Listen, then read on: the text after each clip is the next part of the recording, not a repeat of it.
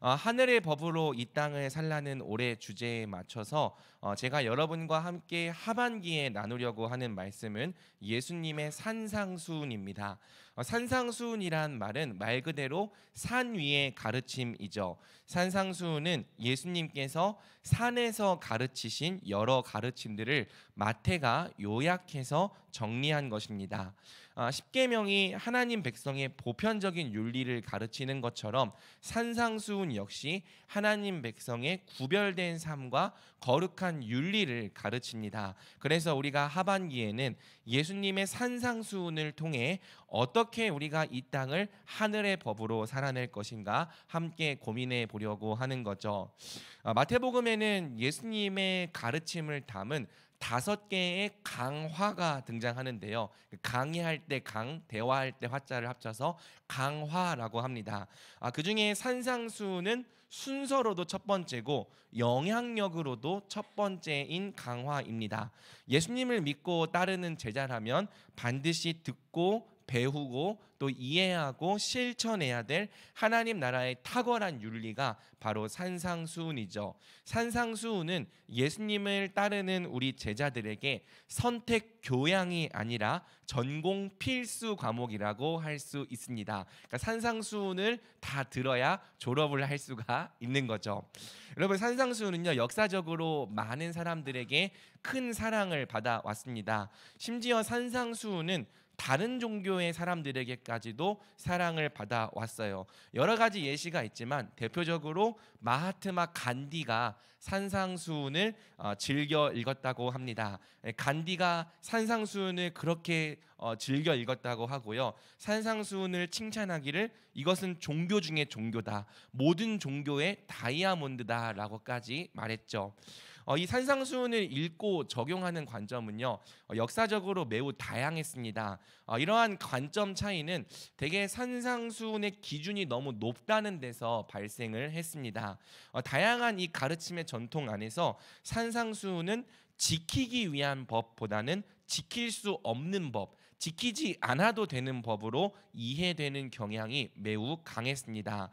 반면 우리 개혁주의자들은 산상수훈을 지키기 위한 법으로 이해합니다. 산상수훈의 결론 자체가 이를 뒷받침해 주죠. 마태복음 7장 24절, 그러므로 누구든지 나의 이 말을 듣고 행하는 자는 그 집을 반석 위에 지은 지혜로운 사람 같으리니.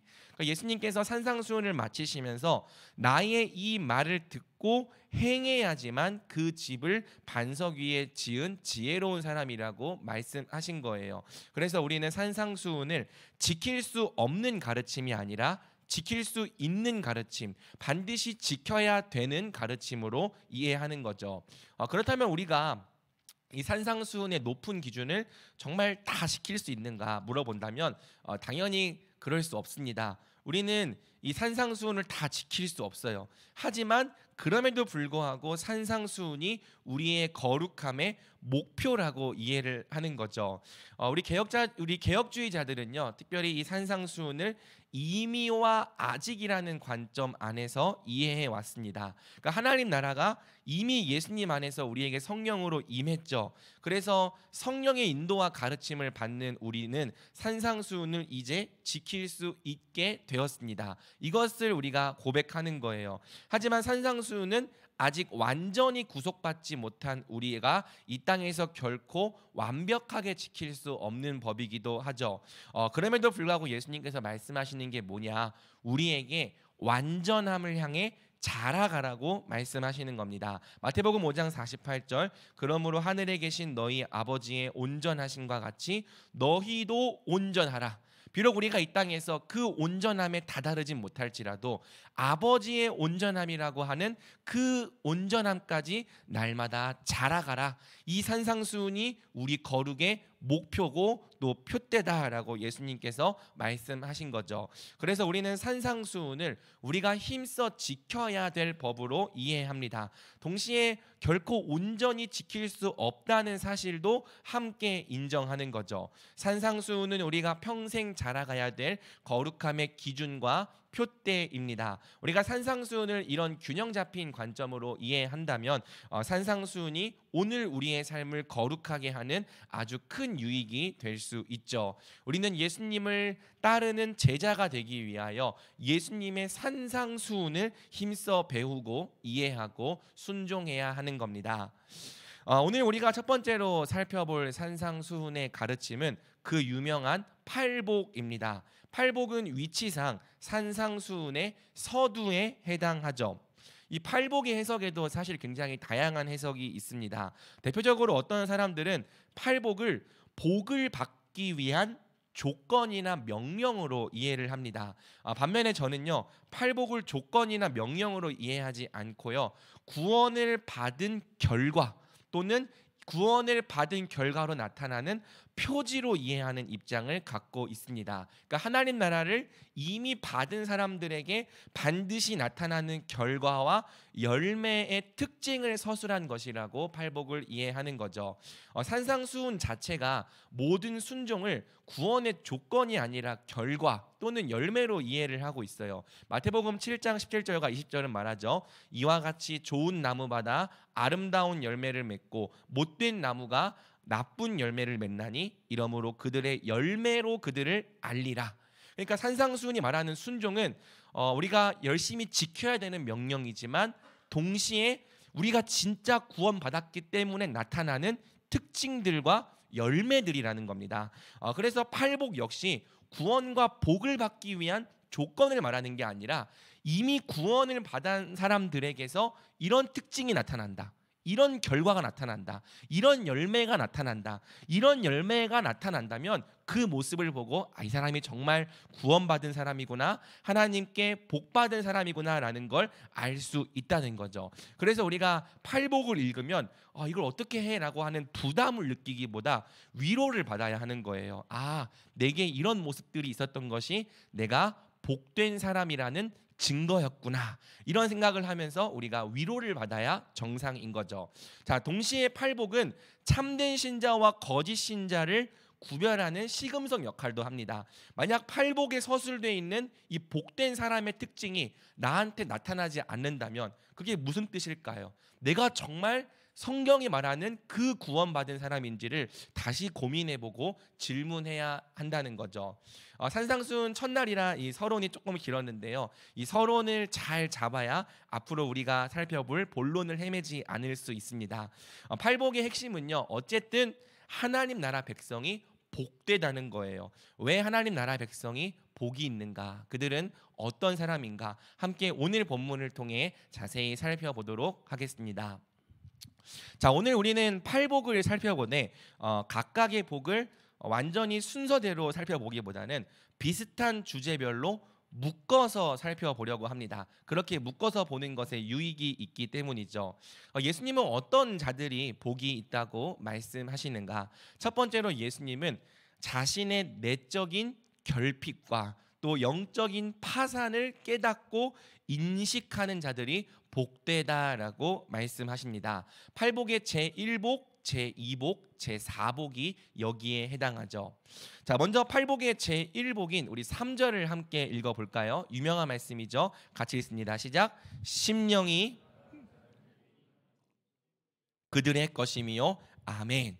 자, 예수님은 심령이 가난한 자가 복이 있다고 말씀하십니다. 마음이 가난한 자, 즉 자기 영혼의 빈곤함을 깨닫는 자들이 복되다라고 말씀하시는 거죠. 왜 그들이 복이 있습니까? 천국이 그들의 것이기 때문입니다. 여러분, 심령이 가난하다라는 의미를 이해하는 가장 빠른 방법은 심령이 가난하지 않은 사람과 비교해 보는 것입니다. 감사하게도 예수님께서 친히 이 심령이 가난한 사람과 그렇지 않은 사람을 비교해 주셨습니다. 누가복음을 보면 예수님께서 이 둘을 바리새인과 세리의 예시로 설명해 주신 거죠. 자, 이 본문의 말씀처럼 두 사람이 기도하러 성전에 올라갔습니다. 한 명은 바리새인이고 한 명은 세리였죠. 자, 예수님은 먼저 심령이 가난하지 않은 사람 바리새인의 기도를 우리에게 들려주십니다. 바리새인은 서서 따로 기도하여 이르되 하나님이여, 나는 다른 사람들 곧 토색, 불이 간음을 하는 자들과 같지 아니하고 이 세리와도 같지 아니함을 감사하나이다. 나는 일회에 2번씩 금식하고 또 소득의 11조를 드리나이다. 바리새인의 기도는 어떻습니까? 자기 자신에 대한 확신으로 가득 찹니다. 내가 무언가를 했다는 의가 있고요, 하나님께 받아들여질만 하다는 자신감으로 가득 차 있죠. 자, 이번에 우리가 심령이 가난한 사람의 기도를 볼 건데요, 세리의 기도는 다음과 같습니다. 13절이죠. 세리는 멀리 서서 감히 눈을 들어 하늘을 쳐다보지도 못하고 다만 가슴을 치며 이르되 하나님이여 불쌍히 여기소서 나는 죄인으로소이다 하였느니라. 그러니까 예수님은 세리의 태도를 먼저 묘사하시죠. 멀리 서서 감히 눈을 들어 하늘을 쳐다보지도 못하고 다만 가슴을 치며 이르되, 그리고 어떻게 기도합니까? 하나님이여 불쌍히 여기소서 나는 죄인이로소이다. 자, 이 세리의 기도에서는 아까 바리새인의 기도에서 보았던 자기 확신, 자기 의, 자신감을 찾아볼 수가 없습니다. 다만 세리의 기도에는 말할 수 없는 탄식, 내가 죄인이라는 절망감, 그래서 하나님의 은혜를 구하는 가난한 마음만이 가득할 뿐이죠. 여러분, 당시 유대인들이 생각할 때 하나님이 인정하실 만한 사람은 바리새인이었을까요? 세리였을까요? 당연히 바리새인이었습니다. 그들은 오늘날로 따지면요, 하나님을 가장 열정적으로 섬기는 사람들입니다. 우리가 자꾸 바리새인이 나쁘다라는 말을 들어서 그렇지, 그 사람들은요 오늘날에나 그때나 이 교회에서 박수를 받을 만한 의로운 사람들이었던 거예요. 반면 세리는 어떤 사람들입니까? 나라의 배신자고 동족의 피를 빨아먹는 더러운 죄인들입니다. 지난 연합 수양회 때 우리 박재현 교수님께서 지옥의 땔감이란 표현을 좀 사용하셔가지고 여러분들이 많이 놀랐는데요. 여러분, 이 세리가 바로 지옥의 땔감으로 여겨지던 사람들이었습니다. 전문 용어로는 지떼를 보일러라고 하죠. 지옥의 땔감. 아무튼 근데 예수님께서 모두의 생각과 달리 이렇게 말씀하시는 거예요. 누가복음 18장 14절, 내가 너희에게 이르노니 이에 저 바리새인이 아니고 이 세리가 의롭다 하심을 받고 그의 집으로 내려갔느니라. 무릇 자기를 높이는 자는 낮아지고 자기를 낮추는 자는 높아지리라 하시니라. 저 바리새인이 아니라 이 세리, 멀리 서서 가슴을 치며 감히 하늘을 바라보지 못하며 하나님이여 나를 불쌍히 여기소서 내가 죄인입니다 라고 탄식하며 기도했던 이 세리가 하나님께 의롭다 하심 받았다라고 예수님께서 말씀하신 거고요. 이 말씀을 들은 모든 사람들이 놀라워했던 거죠. 여러분, 하나님 나라의 백성은 어떤 사람인가? 성경이 말하는 하나님 나라의 백성은요, 자기 마음의 가난함, 영적 빈곤함을 뼈저리게 깨달은 사람입니다. 내가 죄인이구나 말할 수 없는 탄식으로 가득한 사람입니다. 스스로 생각하기에 영적인 부자가 아니라 내가 영적으로 파산했다는 사실을 절감하고 있는 사람들입니다. 이대로라면 내가 죽을 수밖에 없음을, 영원히 심판받을 수밖에 없음을 통감하고 있는 사람들입니다. 그래서 여러분, 이 사람들에게 주로 나타나는 반응이 뭡니까? 팔복의 제2복과 같아요. 애통해하는 거예요. 아파하고 슬퍼하는 거예요. 가난한 내 자신을 볼 때, 파산한 내 영적 상태를 볼 때, 가련하고 빈곤한 내 영혼의 처지를 볼 때 눈물이 멈추지 않는 거죠. 그래서 제4복과 같은 간구로 나아가는 겁니다. 주여, 내가 의에 줄이고 목이 마릅니다. 여러분, 세상의 눈으로 볼 때 이런 고민과 이런 생각을 하고 있는 사람들은 소위 찌질이들입니다. 여러분, 이런 생각, 나는 죄인입니다, 이런 고민을 하면서 아파하고 가슴을 치고 있는 사람들은요, 세상의 눈으로 볼 때 못난이 느린 거예요. 뭐 맨날 이상한 내용으로 슬퍼하고 이상한 기준 세워놓고 주님 제가 이 기준에 미치지 못합니다, 아파하는 모습을 볼 때 뭐 저렇게까지 고민하며 살아가나, 뭐 저런 것 때문에 아파하며 살아가나, 그런 생각이 들게 만드는 사람들인 거죠. 그런데 예수님 말씀하시는 거예요. 그들이 복이 있다. 천국이 그들의 것이다. 왜? 오직 심령이 가난한 자만이 예수님을 찾고 예수님을 구하기 때문입니다. 내 영혼의 빈곤함을 아는 자만이, 내 영혼의 가련함과 내 영적 파산을 깨달은 사람만이 예수님께 나와 엎드리고 은혜를 구하더라는 거죠. 예수님께서 말씀하십니다. 마가복음 2장 17절, 건강한 자에게는 의사가 쓸데없고 병든 자에게라야 쓸데있느니라. 나는 의인을 부르러 온 것이 아니요 죄인을 부르러 왔노라 하시니라. 그러니까 여러분, 역설적이게도 천국에는요 건강한 의인이 아니라 병든 죄인이 들어간다는 거예요. 자기의 가난함을 알고 긍휼을 간구하는 자들이 들어간다는 거죠. 그래서 예수님은 천국이 심령이 가난한 자들에게 주어진다라고 말씀하신 겁니다. 여러분, 놀랍게도 예수님께서 천국이 그들의 것이다 라고 말씀하실 때는요 미래 시제로 말씀하신 게 아니고 현재 시제로 말씀하신 겁니다.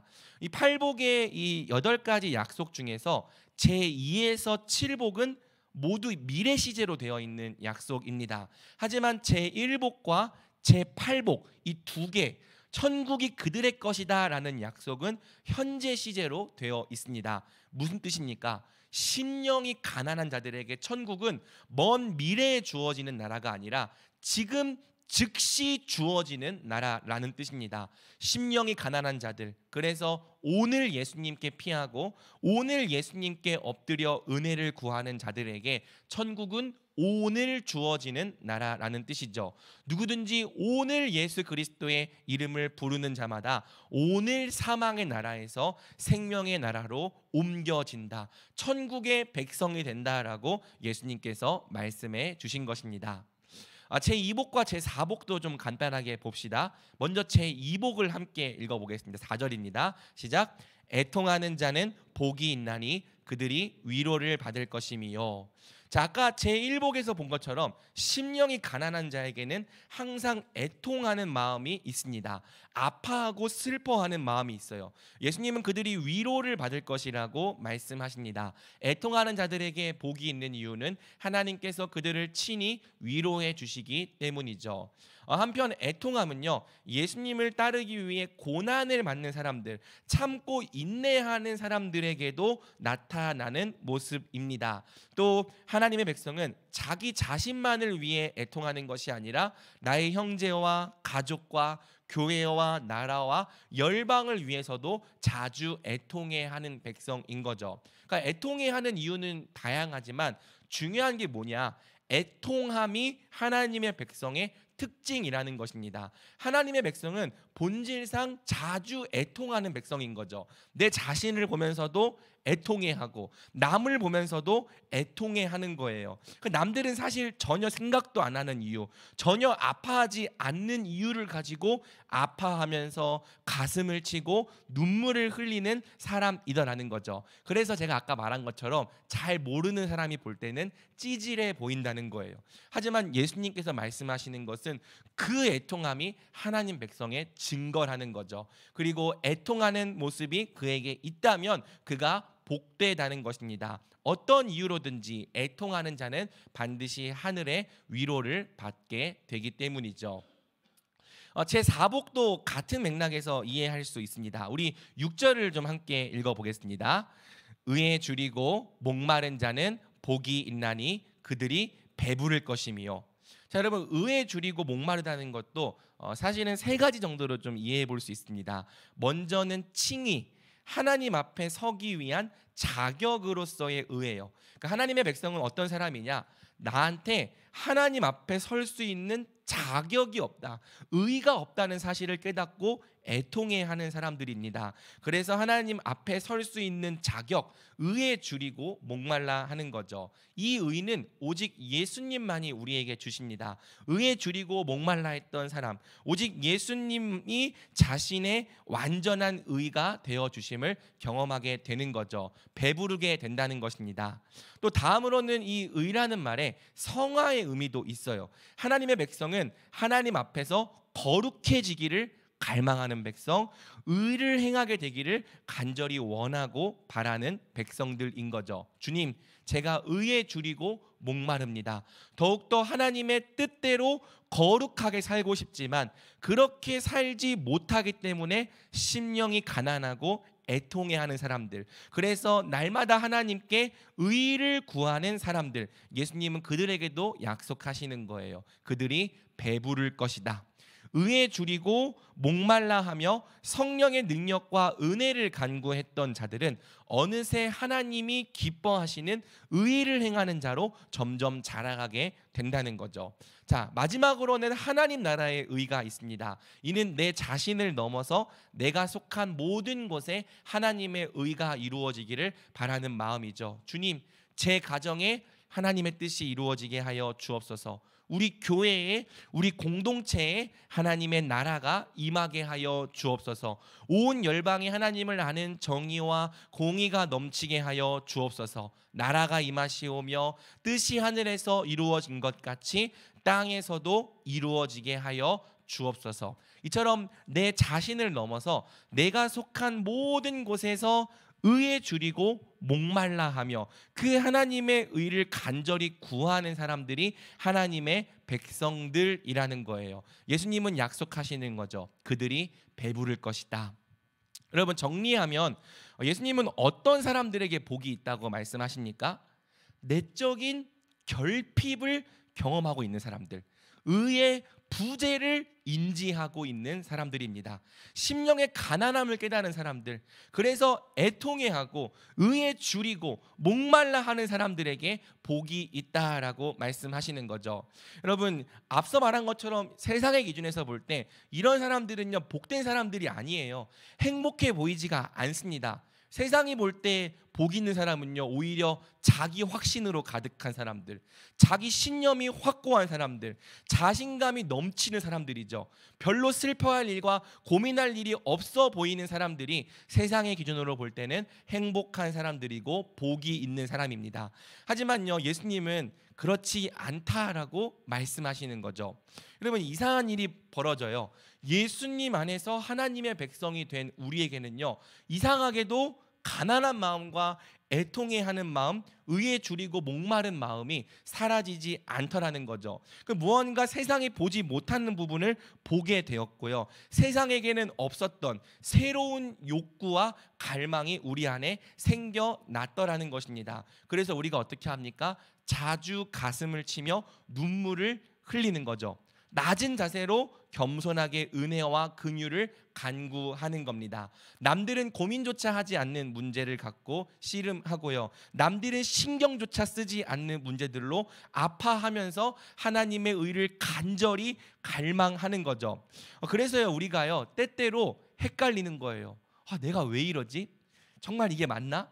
여러분, 예수님을 제가 믿기 전에는 사실 감정이 별로 없는 사람이었거든요. 그런데 예수님을 믿고 나니까 갑자기 막 눈물이 많아지는 거죠. 막 내 자신을 보면서도 울기 시작하고 다른 사람을 보면서도 막 눈물이 나고, 그러니까 이런 모습들을 보면서 정말 이게 맞나? 내가 왜 이렇게 이런 문제를 가지고 고민하고 아파하지? 내가 왜 이런 문제를 가지고 이렇게 심각하게 생각하지? 헷갈려 한다는 거예요. 그런데 예수님은 그게 맞다라고 말씀해 주신다는 거죠.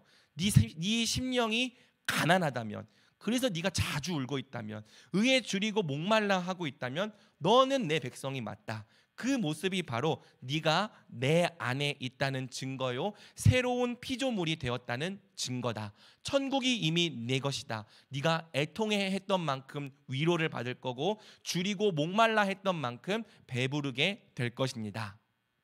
이렇게 우리 주께서 말씀해 주신다는 겁니다. 그러므로 심령이 가난하며 매일 애통해하는 사람들이 있으니까, 날마다 의에 줄이고 목말라 하는 사람이 있으니까 기뻐하라는 거예요. 그 중심의 변화가 바로 우리가 구원받았다는 증거입니다. 새 사람이 되었다는 증거고요, 우리가 진짜 복된 사람이라는 증거라는 거죠. 여러분, 그러한 중심은 세상이 가지고 싶어 해도 가지지 못하는 중심이고요. 오히려 세상은 전혀 갖고 싶어 하지 않는 중심인 거죠. 그런데 여러분, 그 중심, 이 중심이 바로 천국을 오늘 우리의 소유가 되게 했다는 것입니다. 그리고 이 중심으로 말미암아 우리가 앞으로 장차 위로를 받을 거고 배부르게 될 거라는 거죠. 그러니 심령의 가난함을 느낄 때마다, 애통해 할 때마다, 의에 줄이고 목말라 할 때마다 스스로를 복되게 여기십시오. 여러분은 복된 사람들입니다. 자, 반대로 이 중심이 없는 사람, 가난함과 애통함, 주림과 목마름이 없는 사람이야말로 하나님께서 보시기에는 가장 애처로운 사람인 거죠. 요한계시록 3장 17절에서 예수님이 이렇게 말씀하십니다. 네가 말하기를 나는 부자라, 부요하여 부족한 것이 없다 하나 내 곤고한 것과 가련한 것과 가난한 것과 눈먼 것과 벌거벗은 것을 알지 못하는도다. 무슨 뜻입니까? 나는 괜찮습니다. 나는 평안합니다. 나는 아무 걱정이 없습니다. 나는 고민이 없습니다. 나는 괜찮습니다. 라고 말하는 사람에게 예수님 말씀하시는 거는 네 곤고한 것과 가련한 것과 가난한 것과 눈먼 것과 벌거벗은 것을 네가 알지 못하고 있다라고 말씀하시는 거예요. 그래서 여러분, 누가복음을 보면은 사복사화라는 게 나오거든요. 마태복음에는 팔복이 있고 누가복음에는 사복사화가 있는데요. 예수님께서 이런 사람들을 향해 다음과 같이 선포하시는 거죠. 우리 한번 같이 읽어볼까요? 그러나 화 있을진저 너희 부요한 자여 너희는 너희의 위로를 이미 받았도다. 화 있을진저 너희 지금 배부른 자여 너희는 주리리로다. 화 있을진저 너희 지금 웃는 자여 너희가 애통하며 울리로다. 나는 부자라서 가난하지 않다고 말하는 사람들, 가난해질 거라는 거예요. 나는 충분히 배부르다고 말하는 사람들, 그들은 줄이고 목말라 하게 될 거라는 거죠. 나는 고민이 없다, 평안하다, 웃고 있다, 기도할 내용이 없다 말하는 사람들, 그들은 반드시 애통하며 울게 될 거라는 것입니다. 그러니 여러분, 가난하지 않음을, 애통함이 없음을, 의의 줄임과 목마름이 없음을 우리가 자랑해서는 안 되는 거예요. 오히려 그 상태를 애통해하며 슬퍼해야 하는 거죠. 가난함과 애통함이 없다면, 목마름과 주림이 없다면 어쩌면 우리는 죽은 자들일지도 모른다는 것입니다. 성경의 기준에 맞춰서 여러분이 정말 복된 자인지 다시 철저히 점검해 보시기를 바랍니다. 자, 두 번째로 예수님은요, 마음의 변화를 받은 자들이 복이 있다고 말씀하십니다. 팔복의 제3복과 제6복이 바로 여기에 해당하죠.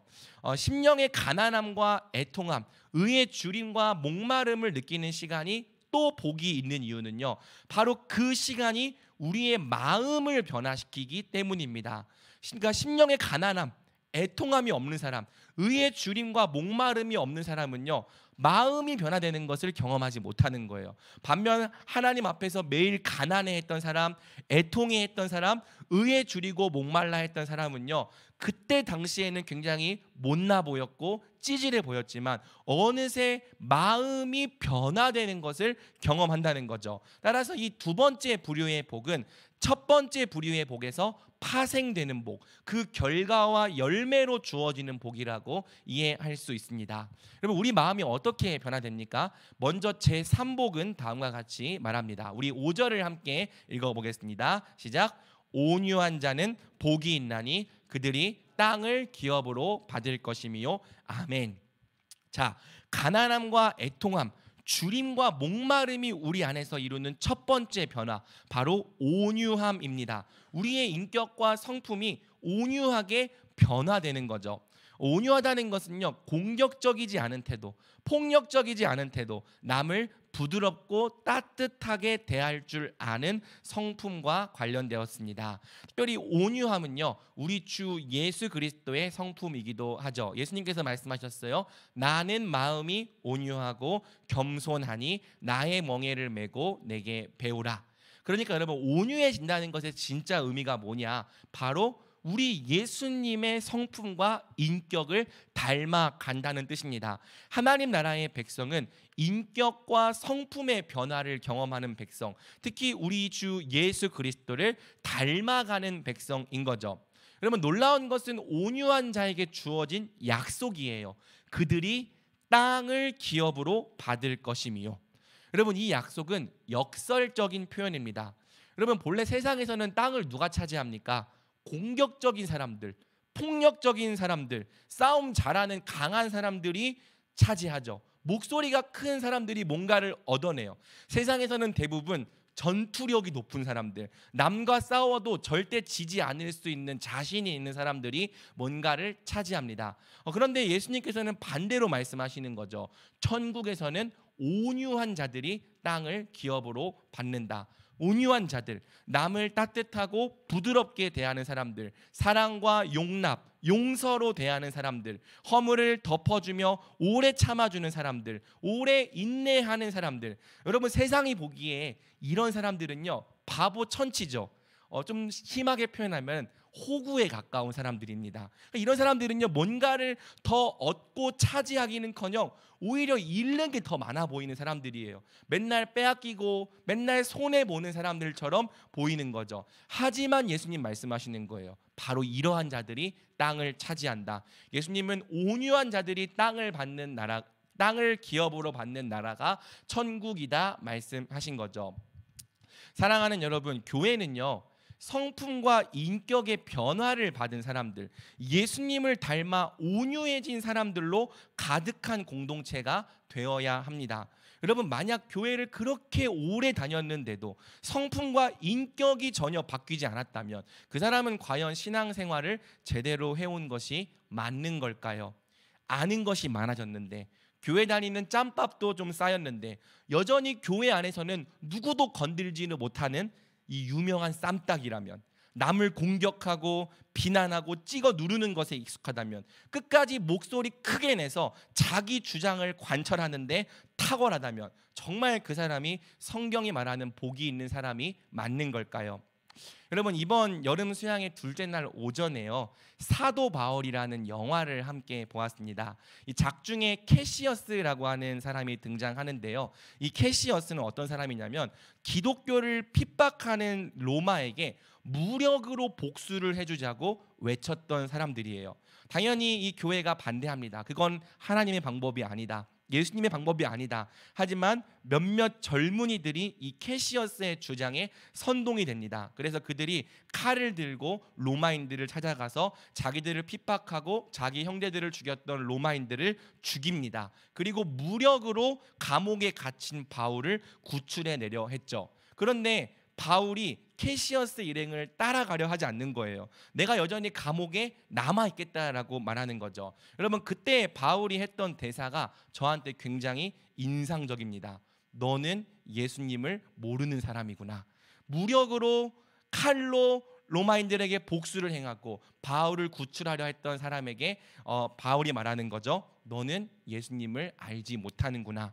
이 말을 들은 캐시어스가 이런 어리석은이라고 말하면서 외치고 떠나갑니다. 바울은 감옥에 남았고요, 결국에는 순교를 당했죠. 어떻게 보면 세상의 눈으로 볼 때 구할 수 있는 기회를 줬는데도 남아서 죽는 그 바울이 어리석어 보이는 게 맞을지도 몰라요. 하지만 하나님 나라의 관점에서는 그렇지 않다는 거죠.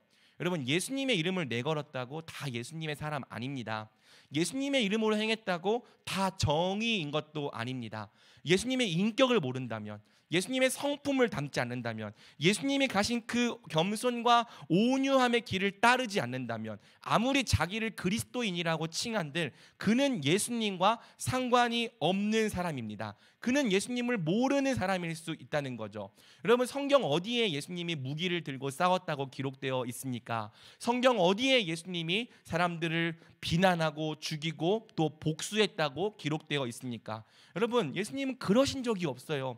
물론 불의의 목소리를 내시기도 했습니다. 때로는 화를 내시기도 하셨죠. 그러니까 온유하다는 것이 절대 목소리 내지 않는다, 화내지 않는다, 그런 뜻은 아니에요. 하지만 성경이 말하는 바 우리 예수님은 죽기까지 온유하셨습니다. 성경은 말합니다. 베드로전서 2장 22절에서 24절, 그는 죄를 범하지 아니하시고 그 입에 거짓도 없으시며 욕을 당하시되 맞대어 욕하지 아니하시고 고난을 당하시되 위협하지 아니하시고 오직 공의로 심판하시는 이에게 부탁하시며 친히 나무에 달려 그 몸으로 우리 죄를 담당하셨으니 아멘.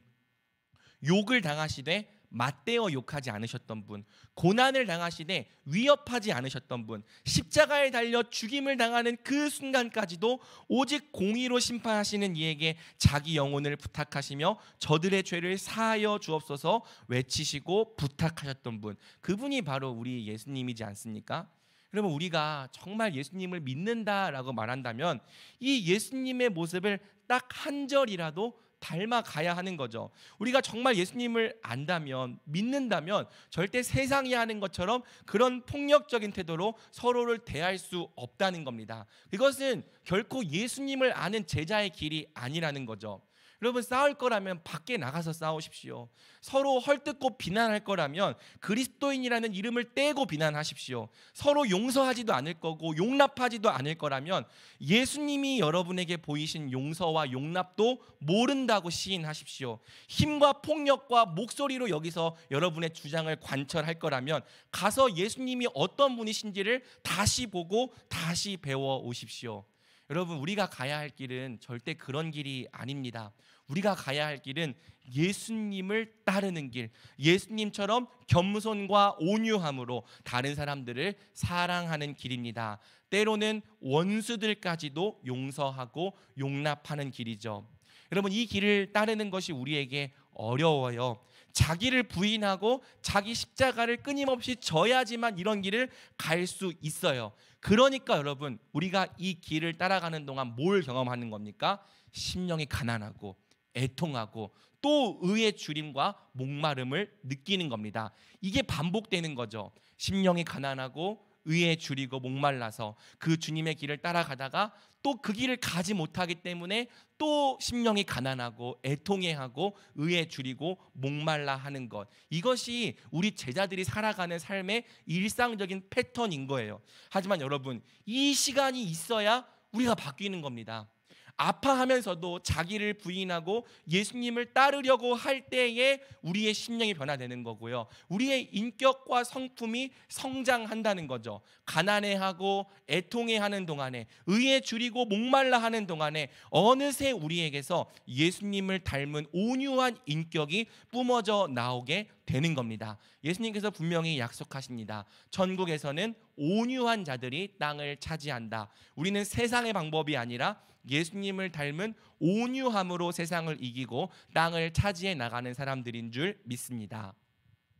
자, 팔복의 제6복 역시 마음의 변화를 이야기하고 있습니다. 우리 8절을 함께 읽어보겠습니다. 시작. 마음이 청결한 자는 복이 있나니 그들이 하나님을 볼 것이며. 자, 아까 이 마음의 변화가 이 제 첫 번째 부류의 복에서 파생되는 복이라고 했죠. 심령의 가난함과 애통함, 주림과 목마름은 그 당시에는 고통스러웠을지라도 우리 마음을 점점 깨끗하게 합니다. 청결하게 합니다. 성령께서 우리 안에 끊임없이 역사하신 결과 우리가 점점 마음이 청결한 자로 변화되어 간다는 거죠. 여러분, 마음이 청결하다는 것은요, 말 그대로 마음이 깨끗하다는 것입니다. 거짓말이 없다는 거예요. 다른 악한 의도를 품고 있지 않다는 거예요. 겉으로 보여주는 모습이나 속으로 품고 있는 생각이 똑같다는 것입니다. 예수님은 마음이 청결한 자에게 다음과 같은 약속을 주시는 거죠. 그들이 하나님을 볼 것이다. 여러분, 하나님을 떠난 죄인들의 보편적인 특징이 뭡니까? 마음이 더럽다는 거죠. 물론 겉으로는요 다 깨끗하고 번지르르 합니다. 여러분, 옆 사람의 얼굴을 보십시오. 깨끗하지 않은 사람이 없고요, 번지르르 하지 않은 사람이 없어요. 거룩하지 않은 사람이 없다고요. 누구나 다 겉으로 보기에는 의롭습니다. 하지만 죄인들인 우리의 특징이 뭡니까? 속으로는 다 온갖 악독과 사기와 음란과 거짓을 품고 있는 거죠. 예수님께서 말씀하십니다. 속에서 곧 사람의 마음에서 나오는 것은 악한 생각, 곧 음란과 도둑질과 살인과 간음과 탐욕과 악독과 속임과 음탕과 질투와 비방과 교만과 우매함이니 이 모든 악한 것이 다 속에서 나와서 사람을 더럽게 하느니라. 그래서 여러분, 예수님께서 겉은 깨끗하고 번듯하고 의롭지만 마음이 악하고 더러운 자들을 향해서 회칠한 무덤이라고 말하는 거예요. 겉은 회를 칠해놔서 깨끗하고 하얗지만 속은 시체가 썩어서 문드러지고 있는, 그래서 온갖 병균과 악취로 가득한 무덤과 같다는 거죠. 여러분, 신앙생활을 하면서 마음이 바뀌지 않는다는 것은 굉장히 심각한 문제예요. 왜요? 마음이 바뀌지 않는 이상 겉을 아무리 깨끗하게 꾸민들 다 외식이 되고 다 위선이 되기 때문입니다. 산상수훈의 주제가 그거죠. 남들에게 보이게 위해서 하려 하지 말고 제발 은밀한 중에서 하나님을 찾는 자들이 되어라. 마음이 안 바뀌면은 다 거짓말이에요. 겉은 번지르르하고 의롭고 깨끗해 보여도 다 외식이고 위선이 됩니다. 하나님은 우리의 겉모습이 아니라 중심을 보시기 때문에 외식과 위선으로 가득한 사람들을 만나주지 않으시는 거죠.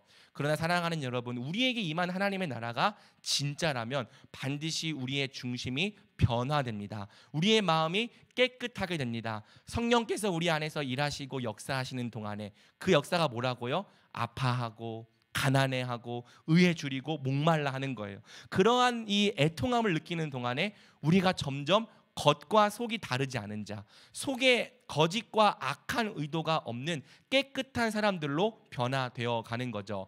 예수님은 그렇게 마음이 깨끗하게 된 자들이 하나님을 볼 것이다 말씀하십니다. 이 약속은 시편 24편 말씀에 근거하는 약속이죠. 여호와의 산에 오를 자가 누구며 그의 거룩한 곳에 설 자가 누구인가? 곧 손이 깨끗하며 마음이 청결하며 뜻을 허탄한 데에 두지 아니하며 거짓 맹세하지 아니하는 자로다.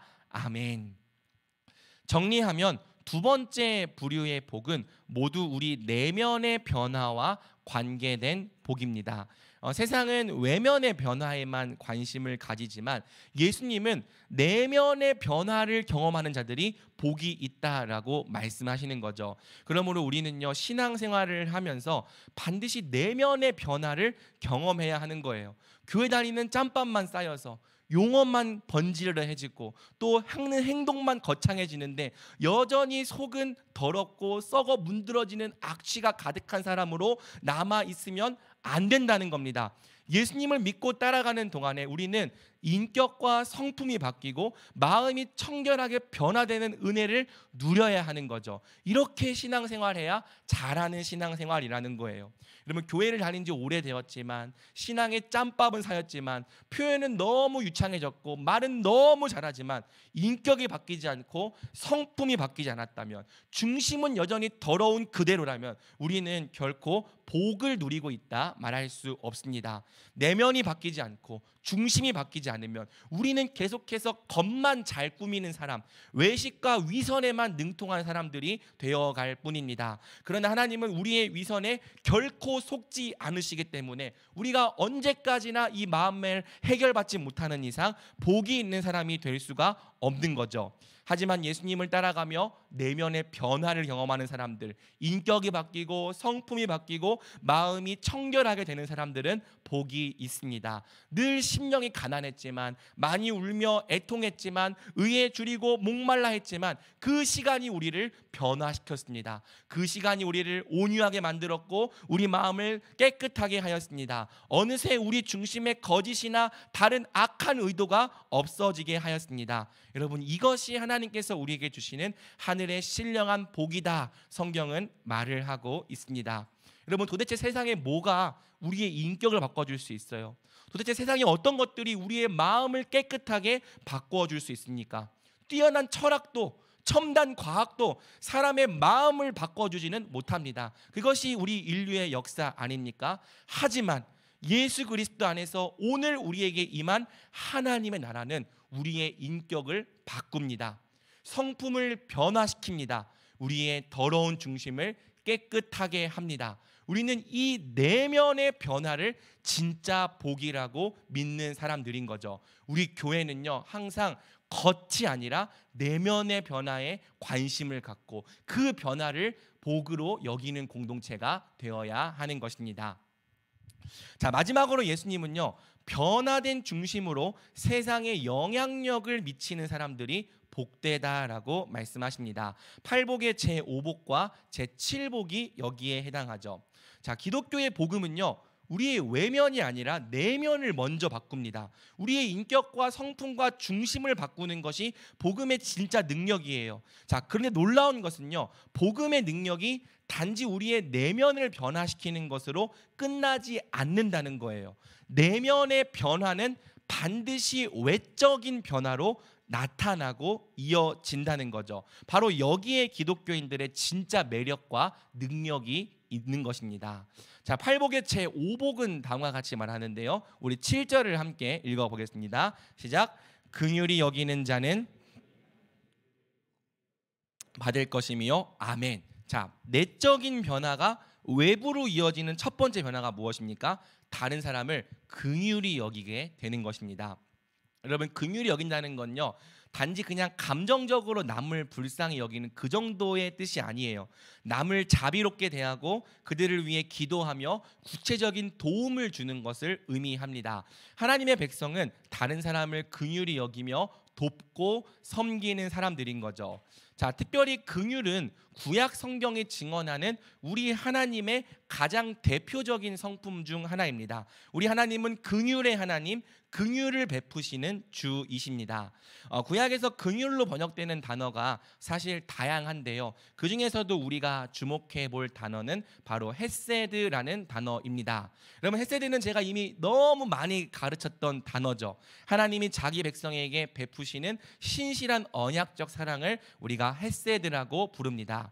자, 예수님께서 바리새인들에게요, 너희는 가서 내가 긍휼을 원하고 제사를 원하지 아니하노라 하신 뜻이 무엇인지 배우라고 말씀하셨는데요, 이때 예수님이 인용하신 호세아 6장 6절의 긍휼이 바로 헤세드입니다. 한번 PPT 보여주시겠습니까? 자, 호세아 6장 6절이 원문이고요, 마태복음 9장 13절이 예수님께서 인용하신 거예요. 나는 인애를 원한다라고 할 때, 내가 긍휼을 원한다라고 할 때 그 긍휼이 헤세드에 대응되고 있다는 거죠. 여러분, 헤세드가 사람에게 사용될 때에는 하나님의 사랑에서 파생된 성도의 사랑을 의미한다고 했습니다. 그러니까 헤세드 사랑은요, 하나님의 사랑을 알기 때문에, 하나님의 사랑을 받았기 때문에, 그 긍휼을 경험했기 때문에 나도 이웃에게 값없이 베푸는 사랑을 우리가 헤세드라고 부르는 거죠. 여러분, 이 호세아 6장 6절이 말하는 것처럼 하나님이 이스라엘에게 원하셨던 것은 하나님이 헤세드를 베푸시는 것처럼 이스라엘도 서로에게 긍휼을 베푸는 헤세드 공동체가 되는 것이었습니다. 하지만 구약의 이스라엘은 서로에게 헤세드를 베푸는 헤세드 공동체가 되지 못했습니다. 그들은 서로를 향한 자비와 사랑, 인자와 긍휼을 저버렸죠. 그러나 예수님 안에서 우리에게 임한 이 신약의 하나님 나라는 우리로 하여금 헤세드를 베푸는 헤세드의 백성이 되게 한다는 거예요. 성령께서 우리 마음을 바꾸시고 중심을 변화시킨 결과 비로소 우리가 서로에게 값없이 사랑과 자비와 인자와 긍휼을 베푸는 백성이 되어 간다는 거죠. 여러분, 세상은 보통 아무 이유 없이 남에게 긍휼을 베풀지 않습니다. 아무 이유 없이 나와 상관없는 사람을 사랑하는 일은 더더욱 없죠. 하지만 예수님 안에서 우리에게 부어진 하나님의 사랑은 우리를 사랑의 백성이 되게 합니다. 이웃을 긍휼히 여기게 만들어요. 아무 대가 없이 인자와 자비를 베풀게 만듭니다. 그래서 사랑, 자비, 인자, 긍휼, 이 헤세드가 바로 우리 하나님 백성을 소개하는 가장 대표적인 특징이 되는 거죠.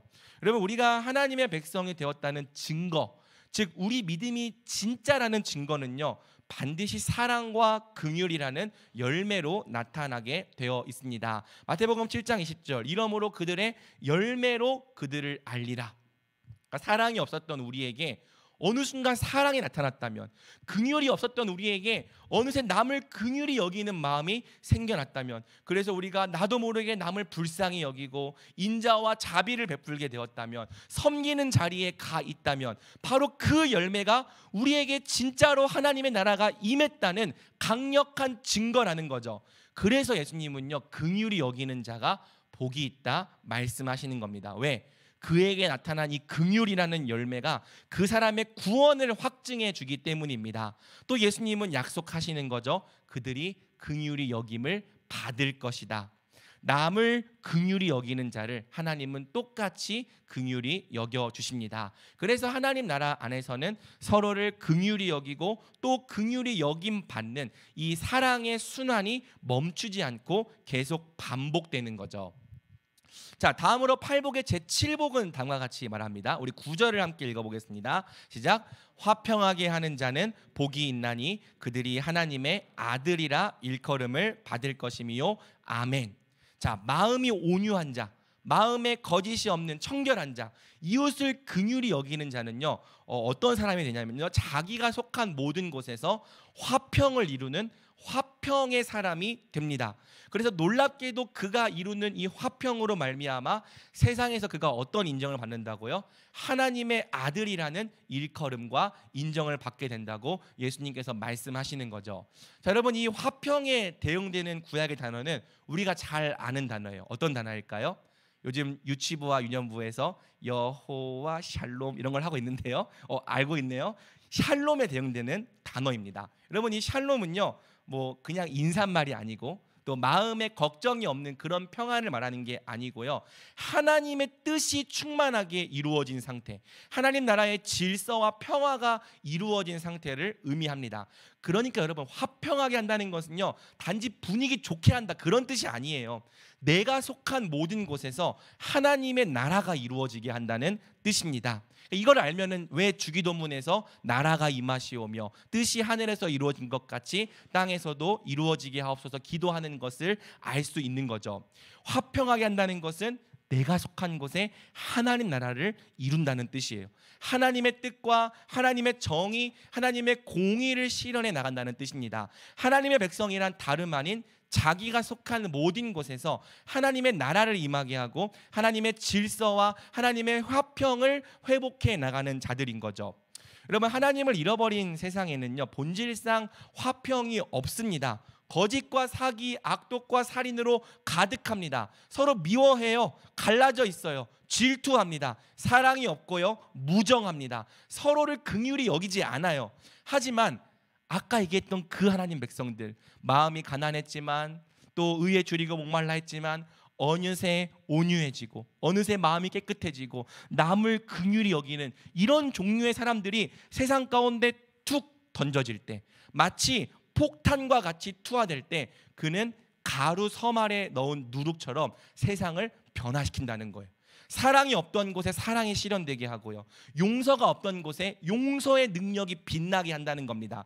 긍휼이 없던 곳에 긍휼이 베풀어지게 하고요, 정의가 없던 곳에 정의가 실현되게 한다는 거죠. 정리하면 하나님의 백성은 자기가 속한 모든 곳에서 하나님의 나라를 이룬다는 거예요. 그래서 하나님 백성이 있는 곳에는 샬롬, 화평이 있습니다. 하나님 나라의 질서가 회복되는 역사가 있습니다. 여러분, 이게 하나님 백성의 진짜 매력이고 진짜 능력이라고 팔복은 말하고 있는 거죠. 질서가 없던 곳에 질서를 세워내는 모습을 보면서, 화평이 없던 곳에 화평을 회복해내는 하나님 백성들을 보면서 세상이 너무너무 놀랄 거라는 거예요. 우와, 이 사람들은 진짜로 하나님의 아들들이었구나. 여러분, 분명히 아까 세상 사람들이 볼 때 이 사람들의 시작은요, 너무 작고 찌질했습니다. 맨날 가난해하고 애통해하고 의에 줄이고 목말라하는 그 모습, 소위 루저같이 보였어요. 뭐 저런 문제로 고민하나.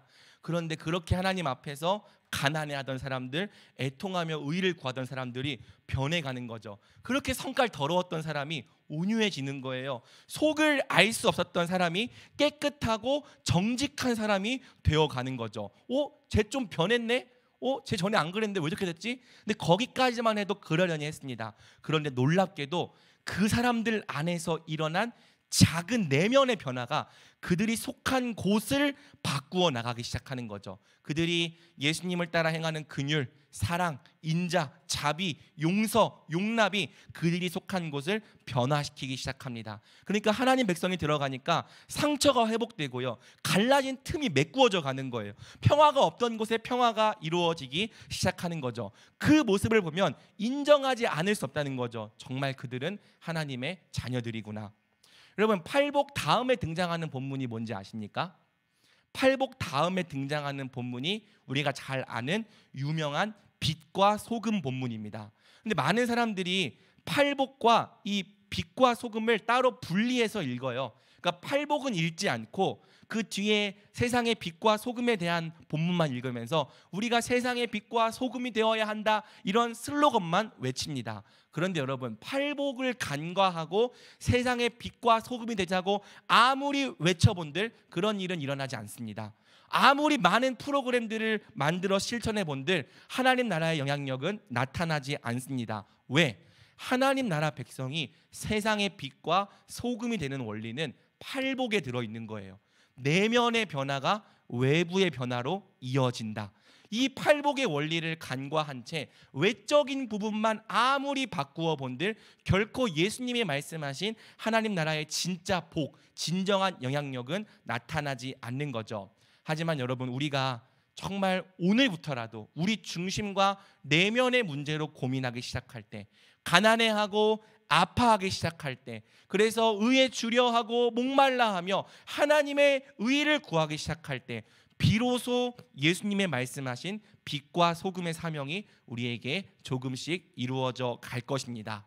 우리 기독교는요, 외부의 어떤 프로그램이나 시스템이 아니라 우리 내면에 임한 하나님 나라, 우리 내면의 변화로부터 외부를 변화시켜 나가는 종교이기 때문입니다. 그래서 여러분, 팔복의 시작은 늘 제1복인 거예요. 심령이 가난한 자는 복이 있나니 천국이 그들의 것이며, 내가 가난하구나, 이걸 깨달으면은 천국이 그 사람 것이 되는 거고요, 나머지 모든 복들이 다 딸려오는 거죠. 우리 하나님 백성의 모든 변화는 바로 우리 영혼의 가난함을 느끼고 발견하는 것에서 시작되는 겁니다. 말씀 맺겠습니다. 제가 팔복을 설교한다고 해놓고 제 팔복을 설교하지 않았기 때문에 의아해하는 지체들도 있을 텐데요, 제 팔복 자체를 오늘의 설교의 결론으로 삼으려고 합니다. 실제로도 제 팔복 자체가 팔복의 결론이죠. 우리 10절에서 12절을 함께 읽겠습니다. 시작. 의를 위하여 박해를 받은 자는 복이 있나니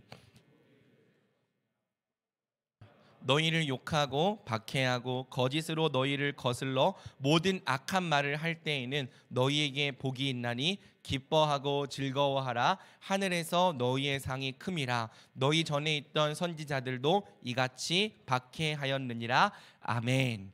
자, 제가 제1복에서 말한 것처럼 팔복 중 제1복과 제8복만 그 약속이 현재 시제로 되어 있고요, 실제로 약속이 같습니다. 그래서 인클루지오, 수미 쌍관이라고 부르죠. 천국이 그들의 것이다. 의를 위하여 박해를 받는 사람은 천국을 이미 그들의 것으로 소유한 사람들이라는 거죠. 우리가 제8복을 보면서 이런 복 나 못 받겠다라고 생각을 하는데요, 이 제8복은 우리가 복을 받기 위해서 박해를 받아야 한다는 뜻이 아니고요, 의를 위하여 받는 박해가 혹시 우리에게 있다면 우리가 확실히 복되다는 선언이고 확증입니다. 왜? 의를 위하여 받는 박해가 있다는 것은 우리에게 의를 따르는 삶이 있다는 명백한 증거이기 때문이죠. 자, 여러분, 우리가 예수님을 믿고 예수님을 따르면 팔복의 약속처럼 세상을 변화시키기도 할 거예요. 긍휼과 사랑으로 누군가를 구원하기도 할 것입니다. 하지만 많은 경우의 세상은 외부를 변화시키는 그런 우리의 모습을 좋아하지 않을 겁니다. 우리가 빛으로 행하는 모습을, 사랑과 정직으로 행하는 모습을, 온유함과 의로 행하는 모습을 미워할 것입니다. 위협으로 여길 거고요, 그런 변화를 달가워하지 않는 사람들이 있을 거라는 거죠. 그래서 우리가 그런 영향력을 나타낼 때 우리를 거부하고 배척하고 박해할 거라는 거예요. 그러니까 여러분, 이 영향력을 나타내지 않는 사람은 제8복을 고민할 필요도 없는 거예요. 왜? 제8복은 아까 말했던 그 제1복부터 제7복을 통해서 이제 내면의 변화를 외부로 나타내는 사람들에게 임하는 복이기 때문입니다. 예수님은요, 너희가 나를 위하여 받는 박해가 있다면 오히려 복되다라는 거죠. 왜? 그 박해가 앞에서 말한 모든 이 팔복의 제1에서 제7복을 확증해 주기 때문이에요. 그 박해가 우리가 옳은 길을 가고 있다는 반증이기 때문이에요. 천국이 오늘 우리에게 이미 임했다는 증거이기 때문이죠. 그래서 예수님은요, 너희가 박해를 받거든 오히려 기뻐하고 즐거워하라 말씀하십니다. 창세로부터 오늘날에 이르기까지 하나님을 따르는 모든 백성들이 다 그와 같이 박해를 받아왔기 때문입니다. 그래서 우리 기독교는요, 예수님을 위해 받는 박해와 고난까지도 항상 복으로 여겨왔습니다. 여기까지가 우리 예수님께서 말씀하신 팔복, 우리 그리스도인들이 믿는 팔복이죠. 여러분이 예수님을 통해 받기 원하는 복은 세상의 복입니까? 아니면 예수님이 지금 말씀하신 팔복입니까? 만약 여러분들이 추구하는 복이 예수님의 팔복과 전혀 상관이 없다면 어쩌면 여러분은 번지수를 잘못 찾았을지도 몰라요. 여러분이 원하는 복과 예수님이 주실 복은 서로 다릅니다. 하지만 여러분이 원하는 복이 예수님이 말씀하신 이 팔복과 같다면, 내면의 이 배고픔과 주림을 채워주시는 그 하나님의 의가 임해서 우리의 삶이 바뀌고 중심이 바뀌어서 그것이 점점 외부를 향해 나아가는 이 복을 우리가 정말 복으로 여긴다면 의심치 말고 예수님을 구하십시오. 예수님을 찾고 예수님을 따르십시오. 오직 예수님께서 성경에 약속된 이 팔복을 우리에게 주십니다. 그러므로 우리 청년부가 예수님이 말씀하신 팔복을 진정한 복으로 믿고 따르며 구하고 누리는 제자들의 공동체가 되기를 우리 주님의 이름으로 간절히 축복합니다. 아멘.